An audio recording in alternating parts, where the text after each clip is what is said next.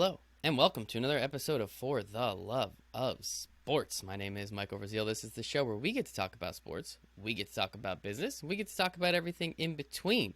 Wherever you're listening, however you're listening, you know what you're supposed to do. Spotify, you can give me a 5-star review there. Apple, you can give me a 5-star review there. YouTube, like and subscribe, unsubscribe, resubscribe. You know what you're doing at this point. Most importantly, today, my incredible guest, I have Sachs. He's the co-founder and CEO at Rewire Fitness. Son, how you doing today, man? Hey, Michael, really good. Yeah, excited to chat with you today. Love it, man. I'm excited to learn about the brain. The brain is a fascinating thing. I don't think people pay enough attention to it. It's very important. I was telling you before, I meditate every single day to control my thoughts and control stress levels. It's really not that hard. It's just you get to do it every single day, and I love doing it. But before we really get into that, the number one question I have for everybody on the For the Love of Sports podcast is, son, why do you love sports so much? Yeah, it's a it's a good question. I discovered sport at an early age. I find it gives me a sense of freedom and empowerment and joy. Lets me, you know, get out of my head, so to speak. I'm very into just sort of high performance. So seeing that incremental progress month over month, week over week, all of that is exciting. So I just love it. I love the excitement of it as well. I'm an endurance sport athlete, so been I'm going on my 40th year as a cyclist, Congrats. doing it a I'm going on long my time. 30th year of life, so you're beating There me you there. I'll go. give you that. So you said something interesting there. You said you like to get out of your head. Endurance just sounds like a really long time, and you don't have much else but your thoughts. Curious if you could give us a little clarity on that one. Do you like how do you get out of your head when it's just a grueling, grinding endurance type event like cycling? Yeah, I mean, you basically, as you said, it's a long day out there, so you basically have to uh, not spiral or fixate. Like it forces you, it's sort of a forcing mechanism to just relax and accept what is and deal in the moment. And for those of us sort of type A personalities that can fixate and obsess on things, it's good therapy to be out there because if you fixate on the wrong thing, you're in trouble. So you kind of learn how not to do that. And how do you learn not to do that? Because it seems like it's very easy to be like, man, my legs really hurt. Yeah. Yeah, I mean, again, it's like a sort of a forcing mechanism. Like you go out there and your legs start to hurt and you start to focus on that and you have a terrible day. And the next time you're like, well, that really kind of made things worse. Let me try to figure out how to do that, how not to do that. I mean, a lot of athletes have sort of these tricks, mind tricks, where they try to focus on different things, distract themselves. But as we'll get into, there are other techniques that are science driven that are around building more mental resilience, which actually translates to helping you in sport and also life. So it's kind of a generic skill you could apply to a lot of things. Yeah, you can apply it to a lot of things. I mean, as I was saying, I meditate every single day, and I've found that I'm significantly better at dealing with everything, dealing with stress, dealing with things getting thrown at me at work, dealing with, annoyances. I'm significantly better at them because I've been able to train myself over, 3 plus, 4 plus years, whatever it's been, to control those thoughts. And I think it's a really difficult thing to do. And I try and tell every single one of my friends, like anybody that deals with anxiety, anybody that deals with depression, I am not a doctor, so I cannot cure you. But what I can say is, have you tried it? And if your answer is no, I highly suggest it because I didn't suffer from anxiety. I do not suffer from depression, thankfully. But of course, I get sad sometimes, and of course, I get anxious. It's like, that's an easy part. That's a part of life. And I've been able to severely reduce those because I've been able to control my thoughts, and I don't think negatively anymore. And I've been able to do so many of these things. So I'm very excited to hear. Maybe I could pick up a couple extra nuggets from this, and maybe I'll be even better. We'll see what happens, son. But before we really do dive into Rewire, I want to make sure We touch upon your background a little bit. You worked at AOL for a significant period of time. You're currently still at Town Square Media. Working in the digital space, AOL, obviously, we all know what AOL is. Times Square, if you don't mind, I think it's something along the lines of a lot of digital advertising. So I'm curious, where does your love, your expertise, your passion for the digital space come from? Where did that evolve in your life? Yeah, it's interesting. When I was pursuing a career in sport and really, working my way up to an elite level, um, I just had a knack for technology.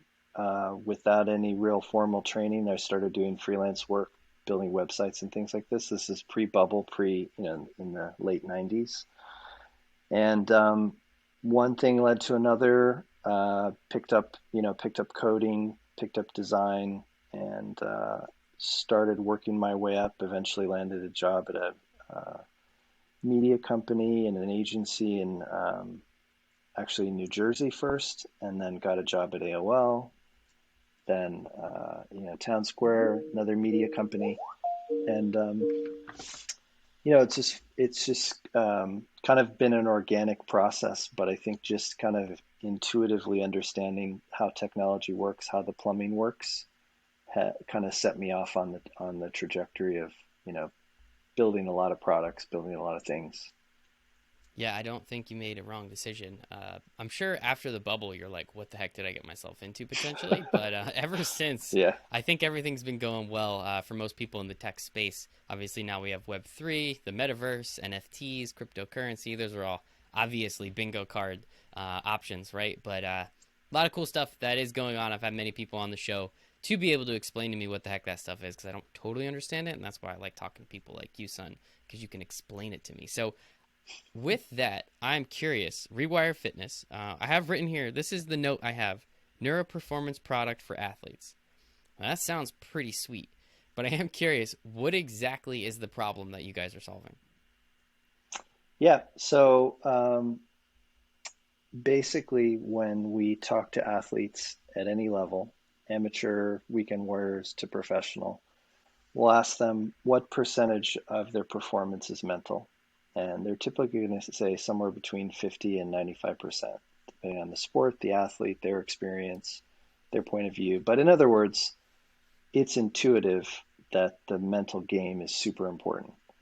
But then when we ask them the follow-up question, based on how important they think it is, how much time do they spend on it? And, I know you meditate every day, but a lot of people don't have a good answer. And that is not their fault because aside from something like meditation, there really isn't a structured way to train your mind. And that's really the problem that we're solving is we want to make sure that we're providing tools to help athletes become more resilient, to focus on both mind body recovery, and to also understand where they're at from any on any given day. And so that our system is sort of geared towards solving all of those issues. So this comes from your love of endurance sports, I'm assuming. As you said, you've done this for 40 years. Kudos and congratulations again. I guess at what point did you realize, hey, well, I'm curious, what percent of your performance is actually mental? What do you believe yours is? Great question. No Thank you. one's ever asked me that before. I've No way, asked the really? All question right. You're the guy who hundreds created the of business. I times. assume that was kind of a a boring one, but I'm Yeah, glad I yeah, asked it. yeah, yeah, yeah, yeah. I would probably put it between 75 and 80%, something like that. I think And it's and that in endurance sports, as you know, it's like you spend a lot of time out there, and you're totally in your head. So it might vary for different people, but for me, that's what I would say. Yeah. I'm curious how again you guys work with a lot of athletes. You can use yourself as an example. How do you even come to that number? Where does that Yeah. number come from? You know what I mean? That's kind of just Yeah. it's a very not ambiguous, but it's like I don't know, like if I Yeah. worked out a little bit harder, maybe it'd be more physical. Where does that number even come from? Yeah. It comes from how many times do I encounter a mental block when I'm trying to achieve a goal. So if I'm out doing a bunch of intervals, those are hard as heck. and and my mind is telling me you should stop. You did enough, or this really sucks. Come on. So the fact that it's, keeps coming up and I keep having to overcome that with my mind tells me that it's a pretty big factor. Like if I never thought about that and it was easy, of course I wouldn't be saying it was 75%. But that's sort of how I would qualitatively assess it. But we also have a quantitative piece. But we got a little sidetracked. I'm happy to tell you about my background story in sport, if that makes sense. Yeah, I mean, this is your show, man. I'm just, as you see, I just asked a bunch of questions, so I'm here for a good time. Whatever you got. Yeah. So I grew up in Boulder, Colorado, which for anybody who's into endurance sports, they know that's one of the places. It's you're at a mile high. I lived actually at 9,500 feet. I grew up watching people like Greg LeMond, the first cyclist to win the Tour de France. Um, and I started doing stage races when I was 12, and doing really big efforts, and committed myself. I literally dropped out of school and pursued a career to become a pro. I got up to an elite level. I was training way too hard. I didn't have a lot of tools like we have today to recognize overtraining. I didn't have meditation uh, or other techniques, and I burnt out. I burnt out at 26, retired a bit heartbroken. Didn't feel like I reached my potential and didn't know why because I worked really, really hard. I was training 40, 50 hours a week to give you some context. So I didn't know what, it's like, hey, I'm working harder than everybody else. Why didn't this turn out well? So, that stuck with me. And as I went into software and product development, which we talked about, I kept looking at ways to improve. Uh, Probably about 12 years now ago, I started doing quantified self. So I was studying every possible biometric every day, and I discovered HRV, which is heart rate variability used in Whoop and Aura and a bunch of other tools now. But back then, no one knew about it, or very few people knew about it. And I was like, this is a great measure of my physical recovery and adaptation to Could training. could you explain Yeah, what that is exactly? yes. So a good metaphor for HRV. So what it is actually is the time interval between heartbeats. So you might imagine if you have a heartbeat of like Gotta 70 fit that. heartbeats. Yeah. So you might say like my average heart rate is 65. You might imagine that at a perfect interval, your heart is beating, but actually there's variability between each heartbeat. And the best metaphor that I've been able to come up with is imagine a car with RPMs, so revolutions per minute. When you put your foot on the gas, the RPMs go up, right? It goes, and when you take your foot off the gas, it goes down. It has a dynamic range. That's the variability. When you have a car that's not running so well, you push the gas on and it goes, and you take your foot off the gas and it still is idling high, which has a low amount of variability. So what you want to do, when you're really fit, and under sort of a balanced amount of stress and recovery, you have a dynamic range. You want a high. That's why the heart rate variability is a high score. You want the highest score possible, which means that there's actually a dynamic range of your between each heartbeat because your body can handle all these different kinds of things.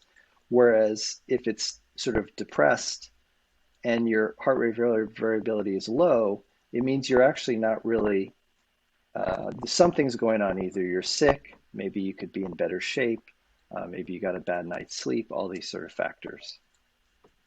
Very interesting. I appreciate the explanation. Sorry to cut you off in the story, but you were just discovering HRV, Yeah. Yeah. So I HVR. was, Yeah, no, yeah, HRV. HRV. So I was like, this is awesome. Like out of all the metrics I'm looking at, I was literally like looking at my like the color of my urine, the number of hours sleep, my macros, everything, of course, training load. But I was like, this one metric matches how I feel. Like when I get a good score, I go out and train and I have a good result. So I'm like, okay, this is great. I put it in my toolkit. And then similar to you, I discovered meditation. I read the book, Paramahansa Yogananda's book, Autobiography of a Yogi. And it's a great book for anybody who's interested, very metaphysical, but it was inspiring and exciting. And I wrote their center, ended up signing a lifelong oath to never reveal any of their secrets. And I meditated 3 to 4 hours a day until I reached a level where they basically give you the secrets. And so I'm not going to tell anybody on the show. When we're done, when we're finished recording, you can tell me. How's that sound?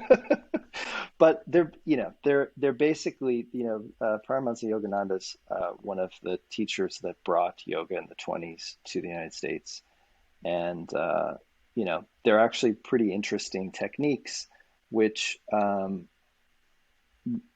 help you evolve as a yogi. And so while that was incredible, and while I learned a lot from it, and I highly value meditation and recommend it to everyone, the ascetic kind of style that I was doing was a little bit hard because, 3 to 4 hours in your day is pretty difficult.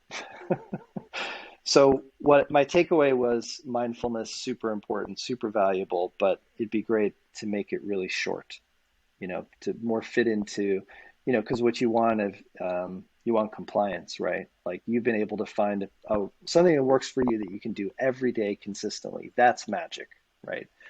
So that was another thing I added to my toolkit, and I was like, this is something. And I ended up I meditate every day, but it's a much shorter practice. So that was sort of my resolution there. And then the last piece was I heard about this science with resilience training, and the second I heard about it, I was like, I want to be a test subject. This is incredible. This is the thing. Was a science being done in 2009 in Europe, and I obviously couldn't go to Europe to be a test subject. And I was like, okay, it'll come to market. This is incredible science. It's going to come to market. There were all these articles about it. It never came to market. And I was like, uh, super frustrated by that. One day I was on the bike trainer and I had this epiphany for how it could be done and started making a prototype. And, uh, and then got together with some co-founders and we started building the product. And this was, about 3.5 years ago. So that's the backstory. So, what exactly is resilience training?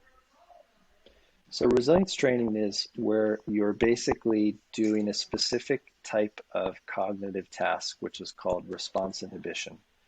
So think of it like impulse control, right? There's a part of your brain in your prefrontal cortex called the anterior cingulate cortex, and it's responsible for goal-driven behavior, as well as, right? So you're trying to achieve a goal, you're focusing, as well as it from what everyone understands with quite a lot of studies, it's also the manager of your perception of effort. So what happens is with the science, in the lab, what they were doing is they would take a keyboard and attach it to a bike or a treadmill, and the person would do this cognitive test. And what they saw is they would do that while they're running or on the bike, and they saw that their fatigue accelerated very quickly. And so the athlete would say, like, I can't pedal anymore, I can't run anymore. And then they would take out this special device, test their muscles, and go like, actually, you had another 15% left. So you thought you thought you were overloaded, but actually it's the brain fatigue that made you feel overloaded. And then with subsequent studies, they proved that an adaptation occurs. So actually, the brain trained people can go longer physically because they have more resilience and their perception of effort over time is not skewed. So you're basically just unlocking that last bit of potential that you already have by building more mental resilience to be used in training and other things, if that makes sense. That does. Can I give you an analogy that I think makes more sense to me? It's like You ever played baseball and you put a donut on the end of your bat to make it a lot heavier when you swing, and then you take it off and it feels a lot lighter? Is that a good analogy? Yes. Love it. Yeah. Yep. You're basically piling on extra cognitive load while you work out, creates an adaptation, and then you get stronger, like weight training. That is super weird, I guess. Like, what? Like, it makes sense when you say it, though, right? It's like, well, your brain tells you that you're tired, when in reality, it's the combination of the mental fatigue and the physical fatigue, which then allows you to say, you actually can continue to work, so you continue to work out. And because you're so fatigued mentally, when you take away the mental aspect of it, you've trained that to be better, and you've trained yourself to be able to go further. Like, that's it makes sense when you Yeah. say it. Well, I said it a Right. little Well, convoluted, but I think I made yeah. sense. Or I made sense to Well, myself. the a more relatable example would be like, hey, just have a really long, hard day at work and then go to the gym. It's gonna, one, you're gonna be Yep. like unmotivated to go to the gym. But two, if you go to the gym, guess what? It's gonna be a harder workout. And that's because your brain, unless you have a physical job, that's because your brain is basically overloaded and drained. And that's going to influence how you perceive the effort. Yeah. So your backstory coming from being burnt out by 26, then going on this incredible, I don't know, retreat, yoga retreat, meditation retreat. Again, after we're done recording, you can tell me all the secrets. And then figuring out and finding out about this resilience training. I have to assume these three things are what are the pillars, if I may, of what you guys are doing at Rewire. And I guess, how were you able to, I mean, again, the connections are very obvious, but how were you able to start putting these things together, as you said, about 3.5 years ago, to start creating this product to help athletes, to help weekend warriors, to help people in general, just be able to train their brain better? Yeah. It was a process. I've built a lot of products, but having a great customer feedback loop is essential. And we started beta testing within about a couple months and beta tested the life cycle of the product. We started off with resilience training, and everybody's excited about that, myself included. What we realized pretty early on was that um, just having resilience, like we actually needed to have the mindset and the recovery part, because from week to week you can't always be pushing yourself just like physical training. So you need sort of the yin yang, the balance of it. And then also part of the process, we were like, hey, HRV is a great metric to try to assess you um, physically, but actually we need some measures to track you cognitively and emotionally so that we know where you're at and we can track your progress and make recommendations. So it was definitely an organic process, but in the end, it's exactly as you said. It was the three pillars that we ended up building into the product. Basically, the resilience training, the mindset training, and the readiness, which we call holistic readiness. How do I find the app? Where can I get it? And what would someone like me be able to use it for? Yeah. So you can get it at in the App Store. Just search for Rewire Fitness. So all you need is the app. What we basically do is you download the app. You go through a little onboarding process where we create a training plan for you. And then as a morning practice, you open up the app for 90 seconds. You do a readiness test, which will basically, it can bring in data from or Ring and Whoop and health trackers and a bunch of other stuff. So we get your physical information. Then you do a cognitive test. We track your basically what's your trained reaction time and some other measures. By every time you see a shape, you tap on the screen, and in doing that, we're able to basically calculate how far you off from your baseline in terms of your level of cognitive fatigue. Then we have an emotional questionnaire. We ask you some questions, and we give you an overall kind of cogent score as you'd expect, 0 to 100. But then we break down where you're at. So we're like, okay, here's where you're at physically, here's where you're at cognitively, here's where you're at emotionally. and then we'll give you an intervention that's 2 to 4 minutes that involves breath work, mindset work, sports psych work, a bunch of things built just for you and what you need. And then throughout the day, if you go work out, maybe post to Strava or some other system that's connected, we'll then make further recommendations. So you just spend the 90 seconds in the morning, and then it's self-perpetuating. As we have that context, we know what you need, and we're giving you different prescriptions. Yeah, so it sounds like, yeah, there's that 90 seconds in the morning. You tap the screen a couple times, and then you said there's 2 to 4 minutes of breath work. So if, I don't know, a rough estimate, 7 minutes of your time to potentially, probably not even potentially, almost, I can't guarantee anything, right? But most likely improve your mental health in multiple different ways. I guess, how how did you guys figure out that shapes on a screen was what you needed to do? And I mean, I can understand the physical aspect, right? You can get all the information from my Fitbit, how did I sleep, yada yada yada. Um, and I understand the meditation aspect, but I'm curious, like, why does the shapes on the screen thing? What exactly? How does that work? Yeah, yeah, it's called a psychomotor vigilance test. We have a team of advisors and scientists that we work with, and it's a pretty common cognitive test. You'll see it in sleep studies, for example.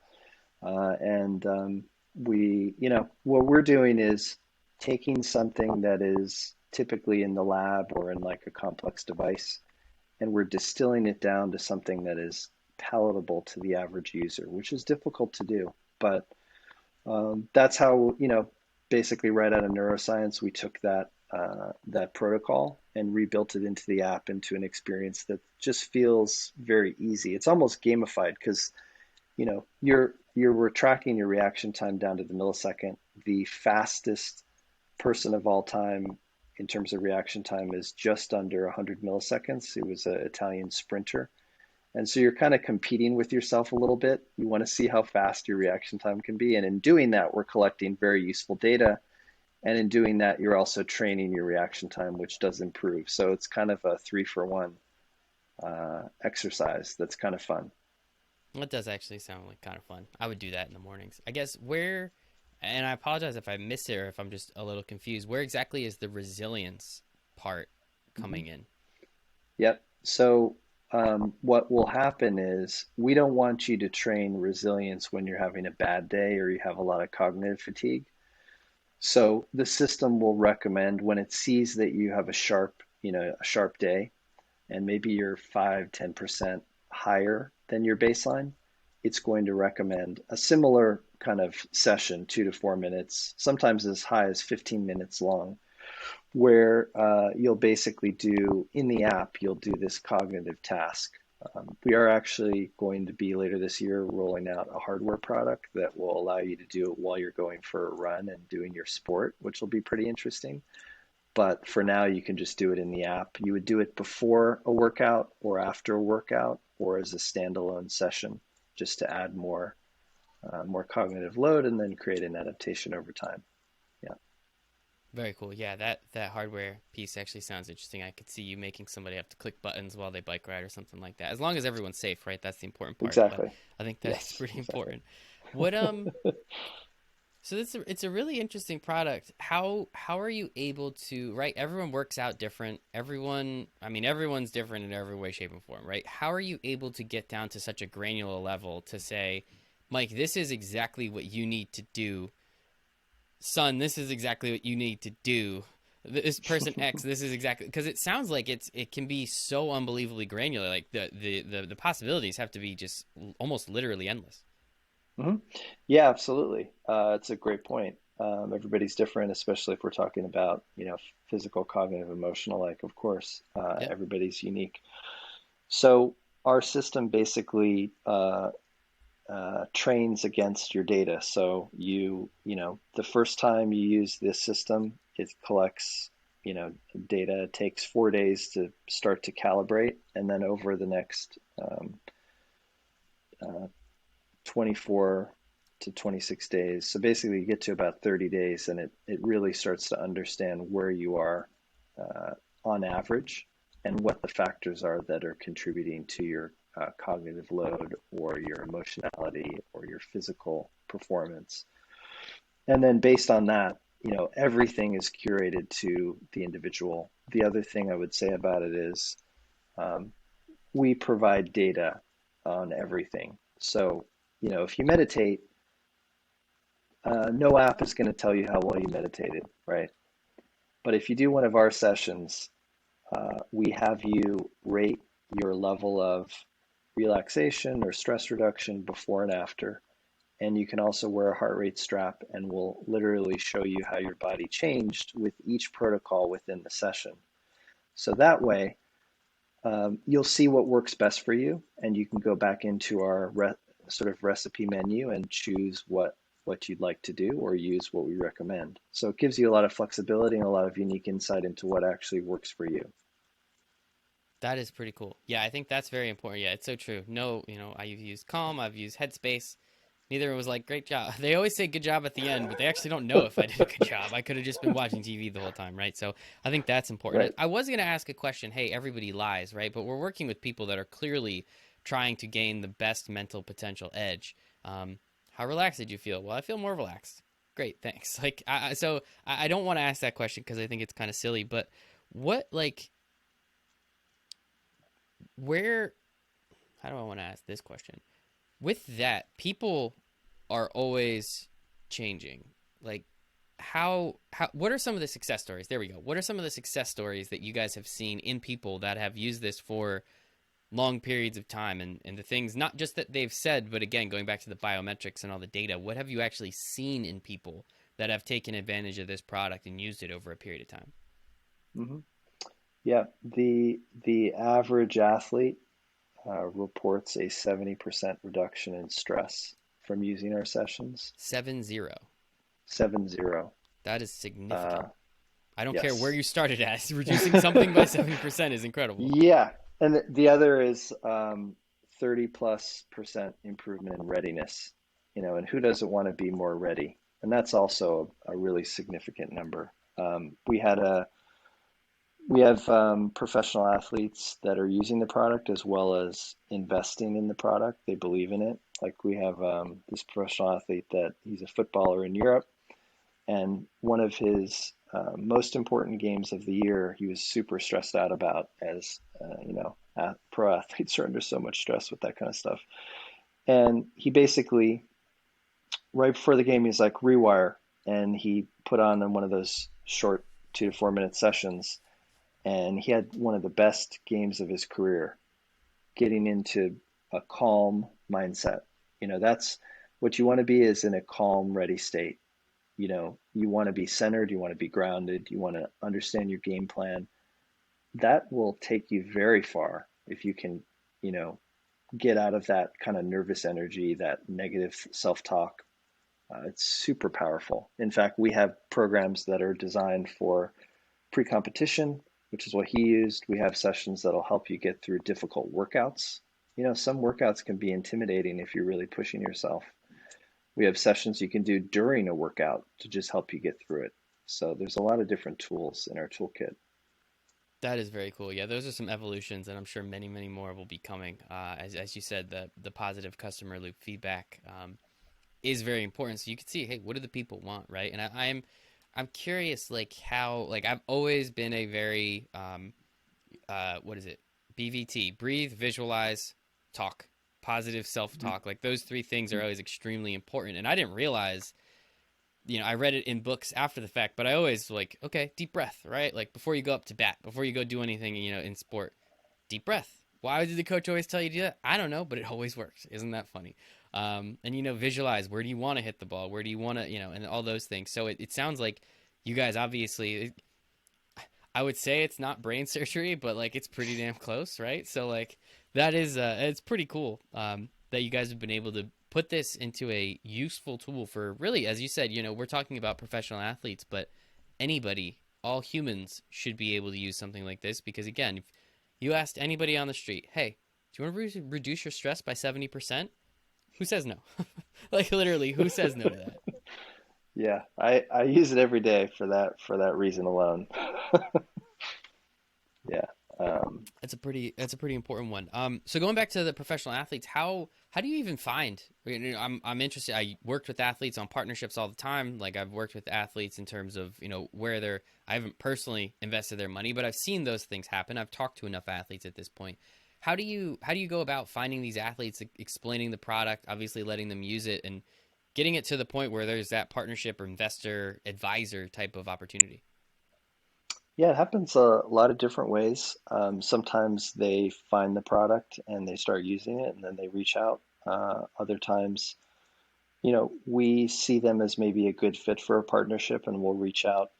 Typically, just the old-fashioned way, we'll DM them on Instagram or something like that. And The old-fashioned um, way, right there. Yep.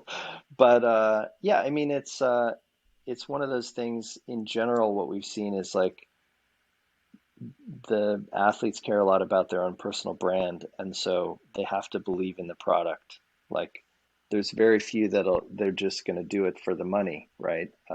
They need to it needs to be something that they can stand behind. And these days, sort of mindset is what everybody's talking about, right? Like from Nike to Under Armour to Hyperice, all of them are talking about mindset, and they don't even provide mindset products per se. So like it's in the zeitgeist, and so I wouldn't say it's an easy sell. It's a process, and we also want people that believe in the product to be partners with us and investors, and they all do. So it is a process. Sometimes it can take months. They're very busy. You have to sort of work around their schedule and answer all their questions. Sometimes you have to meet their coaches and their advisors and people they trust and get their blessing. And we've done those things where needed. Businessman. You love to hear it. I mean, it looks like you're wearing one of these watches as well. In some capacity, my Fitbit tries to tell me to breathe sometimes, which is nice. I think Apple does the same thing, right? So, like, it Yep. is, as you said, like, if that's the extent, like, I appreciate it. It's better than literally nothing. But yeah, obviously, there's a lot of different things and a lot of other opportunities that can be taken advantage of, and especially like that. And how, so with I don't know. So some stuff's been going on the last couple years. World shut down. Did some stuff. How have you guys seen? Just like we're talking about athletes, but most people should be able to take advantage of this. What have you guys seen in terms of users or in terms of just opportunities when it comes to people just with the COVID? Let's call it the COVID shit, because it's not fun anymore. I don't enjoy talking about it. It is Uh, frustrating. It's there, of course. We all realize that, like how you've been able to help people that who were stuck inside for 6 months with just their parents, right? Like if I was stuck inside, my poor brother lived with my parents for 6 months. He still does, but like he can at least leave the house now. How have you been able to help people like that and really just like make it, I mean, still athlete geared and top tip top performance geared, but also understanding that there's a whole planet now that kind of needs some help on this stuff. for sure. Yeah, the athletes definitely, they're under a lot of stress because what they've been training for, a lot of times they can't do. So they're sort of in this terrible limbo where they just want to perform, they just want to challenge themselves, they want to have a purpose behind training, and they can't. And so they've appreciated it. But what I think has been really interesting is to see, we don't market to people outside of sport, but we find like pockets of groups, like we found this emergency worker group that we're using and sharing Rewire. They're out there driving ambulances and dealing with a lot of stress, and they're using it to hit the reset button, in the middle of the night and de-stress and prepare for the next round.